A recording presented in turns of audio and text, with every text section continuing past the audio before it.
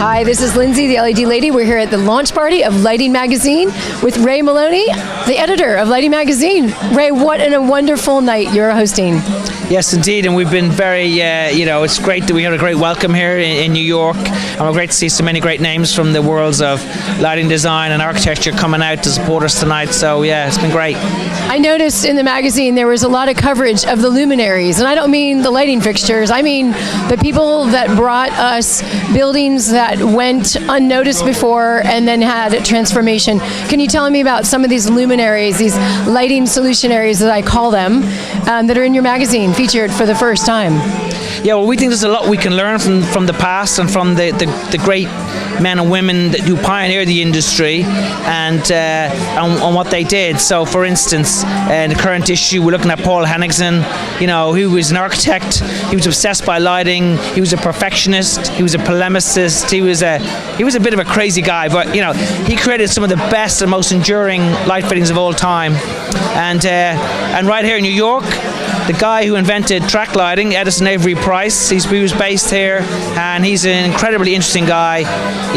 He worked back with lighting designers back in the day, and he created things like the Kimball Gallery in Texas, and he's done some amazing projects. And so what we want to do is to take these guys and what can we learn from them today, and how can they inform the projects that we're working on.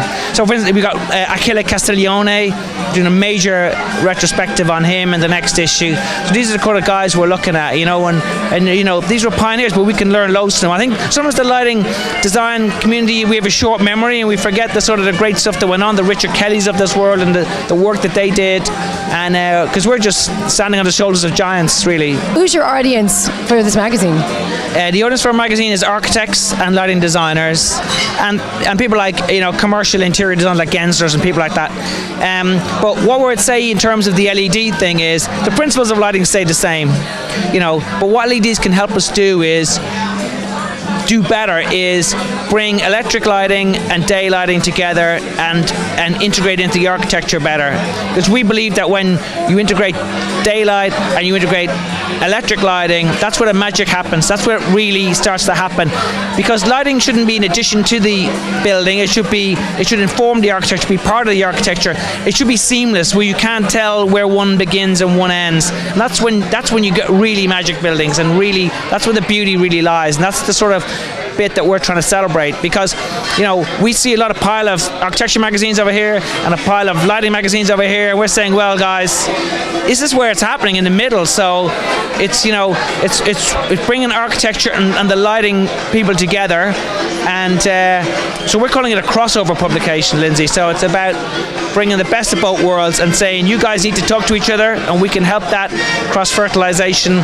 And because at the end of the day, we all want to make great buildings and great spaces. So I'm curious about how the crossover and interaction with companies that are at Light Fair. Obviously, it's Light Fair this week. Manufacturers have a role to play. Everybody's got a role to play in creating the stuff that makes that lighting designers can use, that architects can use to create the buildings that we want.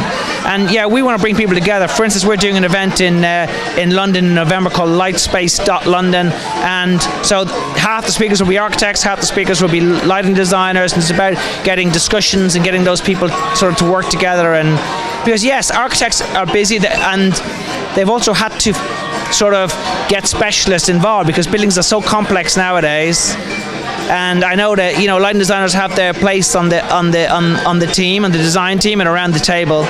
But architects, if they really want their buildings to sing, you got to work closely with these guys from the very, very start of a project.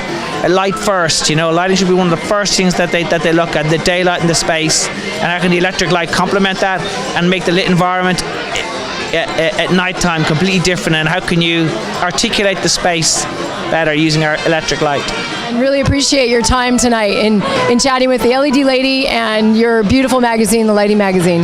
Not at all, it's been great. I'm honored to be on the LED lady on the website. So thank you so much for coming tonight.